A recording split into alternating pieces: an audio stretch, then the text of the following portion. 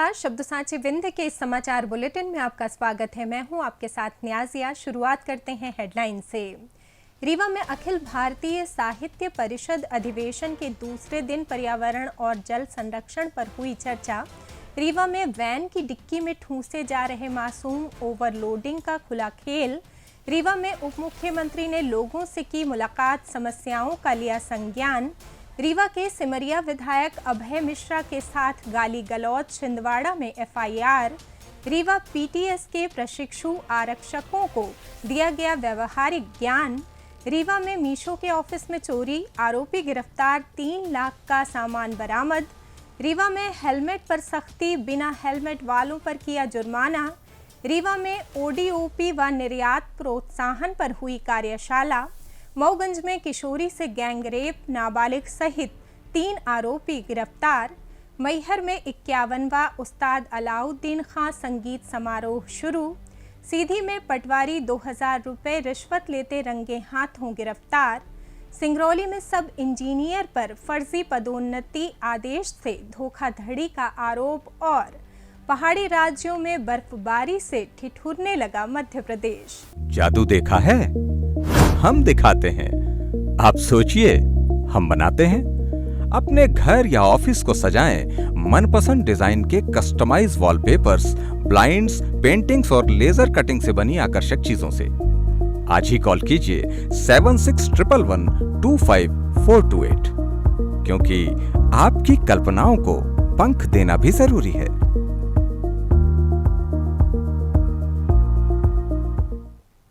अब खबरें विस्तार से।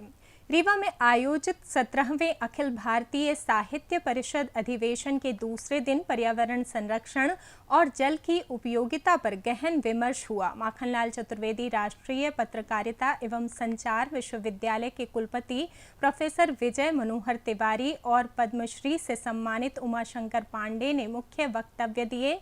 3 दिवसीय इस साहित्य सम्मेलन का समापन रविवार को होगा। कार्यक्रम में देश भर से आए 1000 से अधिक साहित्यकार, कवि और विचारक विंध्य क्षेत्र की समृद्ध सांस्कृतिक धरोहर से परिचित हो रहे हैं। सत्रों में पर्यावरणीय संकट, जल संरक्षण की आवश्यकता और साहित्य की भूमिका पर विचार विमर्श हुआ। कुलपति ने कहा, साहित्य केवल शब्दों का संग्रह नहीं बल्कि समाज को जागृत करने का माध्यम है। जल और पर्यावरण की रक्षा आज की सबसे बड़ी चुनौती है। पद्मश्री उमाशंकर पांडे ने जल के ओजस्वी उपयोग और प्राचीन जल संरक्षण परंपराओं पर प्रकाश डाला। अधिवेशन में काव्य पाठ, गोष्ठियां और सांस्कृतिक कार्यक्रम भी आयोजित हो रहे हैं। अखिल भारतीय साहित्य परिषद के राष्ट्रीय अध्यक्ष सुशील चंद्र त्रिवेदी ने कार्यक्रम के बारे में जानकारी दी। आज हमारे मुख्य रूप से 4 सत्र हैं, जिसमें प्रथम सत्र में मुख्य अतिथि रही डॉक्टर कुमुद शर्मा जी, वैदिक साहित्य परंपरा के से साहित्यकारों को दिशा। दूसरे वक्ता रहे हमारे आशीष गुप्त जी, कुटुंब और नागरिक कर्तव्य। पद्मश्री उमाशंकर पांडे जी ने द्वितीय सत्र में पर्यावरण एवं जल संरक्षण, सामाजिक समरसता, पर्यावरण संरक्षण एवं स्वका जागरण इस विषय पर अपने विचार रखे। श्री हृदयनाथ दीक्षित जी स्वास्थ्य खराब होने के कारण नहीं आ सके, उनकी जगह पर श्री अनंत विजय जी ने साहित्य में वामपंथ उभरते हुए भारत में प्रभाव से बाहर कैसे भारतीयता आ रही है उसके विषय में अपना विषय रखा। श्री विजय मनोहर तिवारी जी ने पत्रकारिता और साहित्य उभरते भारत में भारतीयता के स्वर इस विषय पर अपने विचार रखे। रीवा जिले में स्कूली बच्चों की सुरक्षा के साथ खुलेआम खिलवाड़ हो रहा है। निजी स्कूलों की वैनें क्षमता से कहीं ज्यादा बच्चों को ठूंस कर ले जा रही हैं और तो और कई बच्चे वैन की डिक्की में बैठकर स्कूल पहुंचाए जा रहे हैं। ये खतरनाक प्रथा न केवल यातायात नियमों की धज्जियां उड़ा रही है बल्कि बच्चों की जान को गंभीर खतरे में डाल रही है। रीवा शहर और आसपास के इलाकों में कई प्राइवेट स्कूलों की वैनें सुबह शाम बच्चों को लाने ले जाने के दौरान ओवरलोडेड रहती हैं। हैं। एक वैन में 10-12 सीटों की क्षमता होने के बावजूद 20 से 25 बच्चे ठूंस दिए जाते हैं। सबसे चौंकाने वाली बात यह है कि जगह न मिलने पर छोटे बच्चों को वैन की डिक्की में ले जाया जा रहा है, जहां झटके लगने का खतरा बच्चों के लिए जानलेवा साबित हो सकता है। अभिभावकों का कहना है कि हम मजबूरी में बच्चों को ऐसे भेजते हैं क्योंकि स्कूल की अपनी व्यवस्था है। कई अन्य अभिभावकों ने भी शिकायत की है कि वैन चालक पैसे बचाने के लिए ज़्यादा बच्चों को भरते हैं और सुरक्षा नियमों की अनदेखी करते हैं। ये मामला मोटर व्हीकल एक्ट की धारा 194 के तहत गंभीर अपराध है, जिसमें ओवरलोडिंग पर भारी जुर्माना और लाइसेंस रद्द करने का प्रावधान है। रीवा में उप मुख्यमंत्री राजेंद्र शुक्ल ने शनिवार को अमैया स्थित अपने निजी निवास पर क्षेत्रीय जनों से भेंट की। इस दौरान लोगों ने अपनी समस्याएं और सुझाव उनके समक्ष रखे। उप मुख्यमंत्री ने सभी बातों को ध्यान से सुना और संबंधित कार्यालयीन स्टाफ को तत्काल यथोचित निर्देश दिए।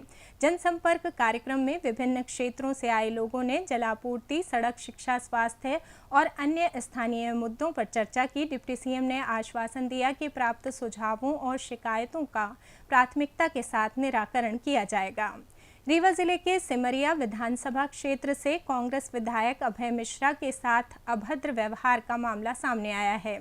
एक अज्ञात व्यक्ति ने उनके साथ फोन पर गाली गलौज की, जिसकी शिकायत पर पुलिस ने एफआईआर दर्ज कर ली है। मामला छिंदवाड़ा जिले में ट्रांसफर हो गया है, जहां साइबर सेल आरोपी की तलाश में जुटी है। घटना 5 अक्टूबर को घटी, जब विधायक अपनी कंस्ट्रक्शन कंपनी के सड़क निर्माण कार्य का निरीक्षण करने छिंदवाड़ा जिले के बटका खापा क्षेत्र पहुंचे थे। निरीक्षण के बाद रीवा लौटते समय उनके मोबाइल पर एक कॉल आया। कॉलर ने खुद को संजय त्रिपाठी बताया। बातचीत की शुरुआत में उसने रीवा के एक स्थानीय मंत्री और प्रशासनिक अधिकारी के बारे में अभद्र भाषा का इस्तेमाल किया। फिर विधायक के हालिया इंटरव्यू की तारीफ की, लेकिन जब अभय मिश्रा ने फोन समाप्त करने की कोशिश की तो कॉलर भड़क गया और गाली गलौज पर उतर आया। विधायक ने उसे फोन काटने को कहा, लेकिन कॉलर ने बार बार डायल किया। आखिरकार अभय मिश्रा ने नंबर को ब्लैकलिस्ट कर दिया। शिकायत में विधायक ने उल्लेख किया कि कॉलर नशे की हालत में था। रीवा के पुलिस बल प्रशिक्षण केंद्र के प्रशिक्षु आरक्षकों को व्यावहारिक और प्रायोगिक ज्ञान देने के लिए जिला अस्पताल लाया गया।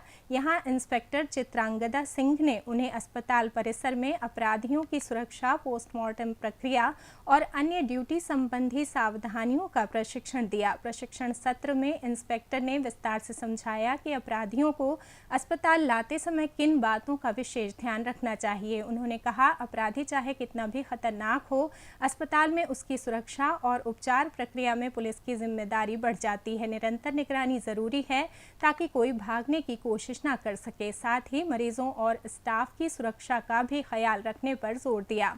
पोस्टमार्टम के दौरान डेड बॉडी की सुरक्षा पर विशेष फोकस रहा। इंस्पेक्टर ने बताया, शव की पहचान, सबूतों का संरक्षण और अनाधिकृत पहुंच रोकना पुलिस का दायित्व है। पोस्टमार्टम रूम के बाहर सतत गश्त और रिकॉर्ड मेंटेनेंस अनिवार्य है। इसके अलावा आपातकालीन स्थिति, मेडिकल इमरजेंसी में पुलिस की भूमिका, अस्पताल में कानून व्यवस्था बनाए रखने जैसे मुद्दों पर भी व्यावहारिक ज्ञान दिया गया। प्रशिक्षु आरक्षकों ने अपने सवाल पूछे, जिनमें अपराधी के भागने की कोशिश, मेडिकल स्टाफ से सहयोग और कानूनी प्रक्रिया शामिल थी। सभी शंकाओं का मौके पर समाधान किया गया। ये हमारे बुनियादी प्रशिक्षण चल रहा है। न्यू कांस्टेबल्स हैं हमारे पुलिस विभाग के, मध्य प्रदेश पुलिस के नए भर्ती 9 आरक्षक हैं। तो इनको हम 9 महीने की ट्रेनिंग तो देते ही हैं पुलिस प्रशिक्षण शाला में।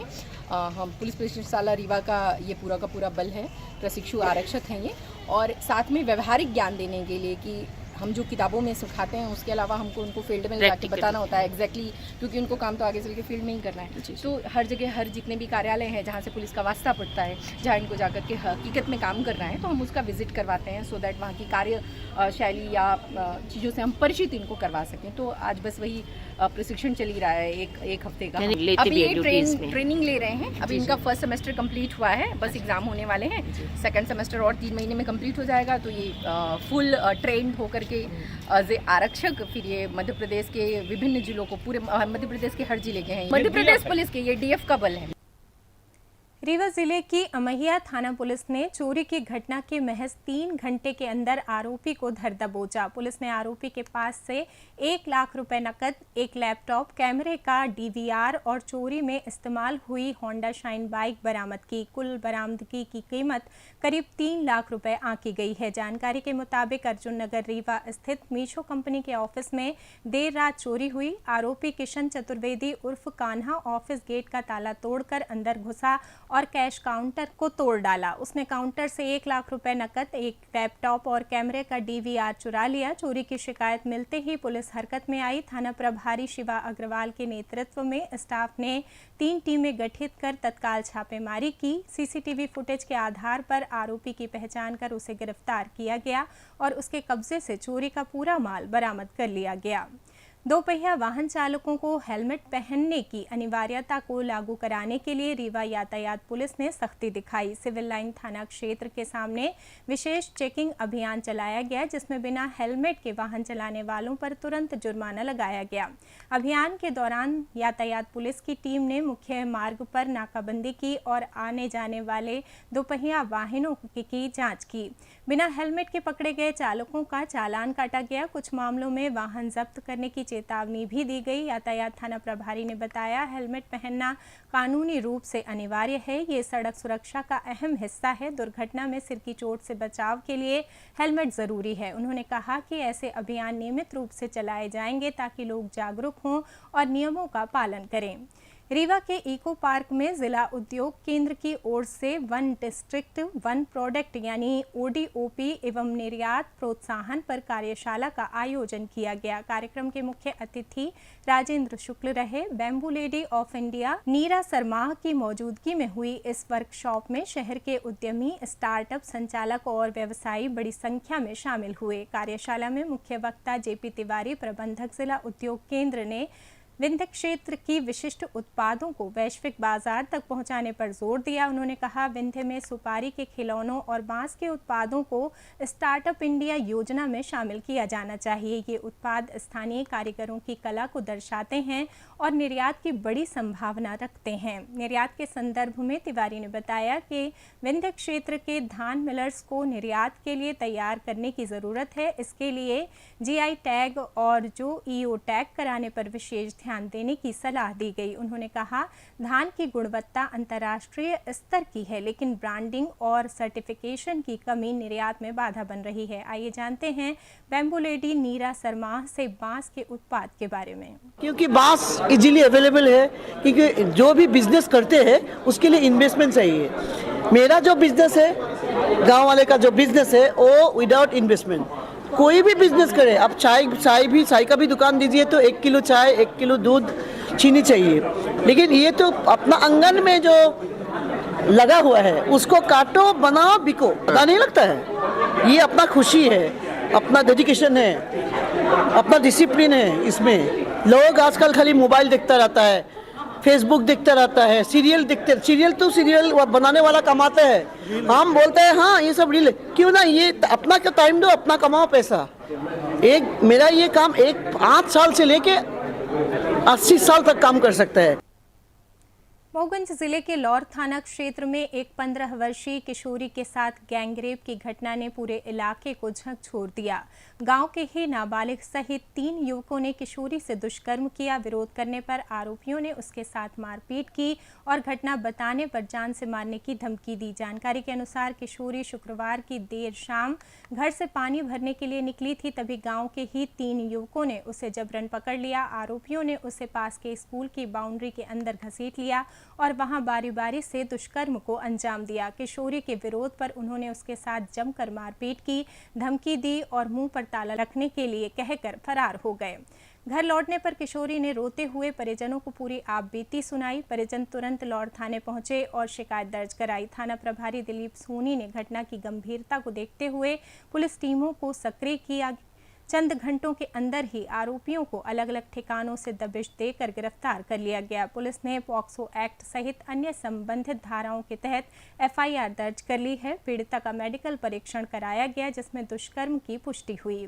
मैहर में 51वां उस्ताद अलाउद्दीन खां संगीत समारोह शुरू हो गया।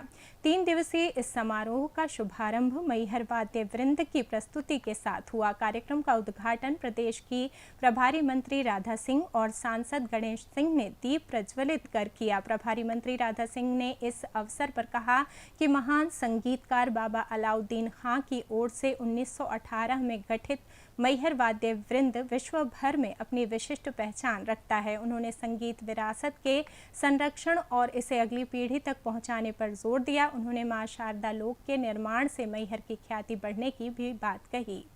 सीधी में रीवा लोकायुक्त पुलिस ने चुरहट तहसील के ग्राम टिकर खुर्द में पदस्थ पटवारी शिव प्रताप सिंह को 2000 रुपए की रिश्वत लेते हुए रंगे हाथों धर दबोचा।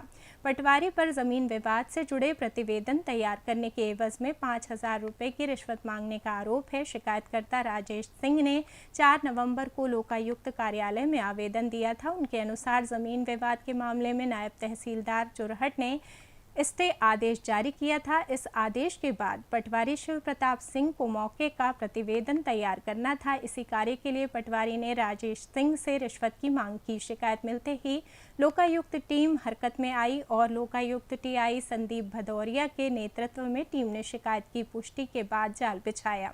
तय योजना के तहत शनिवार को राजेश सिंह ने पटवारी को 2000 रुपए नकद सौंपे, जिसके तुरंत बाद टीम ने छापा मारकर पटवारी को गिरफ्तार कर लिया। बता दें कि ये 3 दिनों में लोकायुक्त टीम की दूसरी बड़ी सफलता है।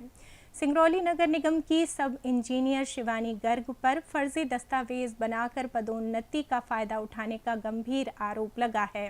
बैढ़न कोतवाली पुलिस ने नगर निगम कमिश्नर सविता प्रधान की शिकायत पर धोखाधड़ी और जालसाजी का मामला दर्ज कर लिया है। जांच में पुष्टि हुई है कि शिवानी ने मुख्यमंत्री कार्यालय भोपाल का नकली प्रमोशन लेटर प्रस्तुत किया था। मूल रूप से रीवा निवासी शिवानी की हाल ही में शादी हुई है और वे फिलहाल फरार बताई जा रही हैं। जानकारी के अनुसार शिवानी गर्ग सिंगरौली नगर निगम में सब इंजीनियर के पद पर कार्यरत थीं।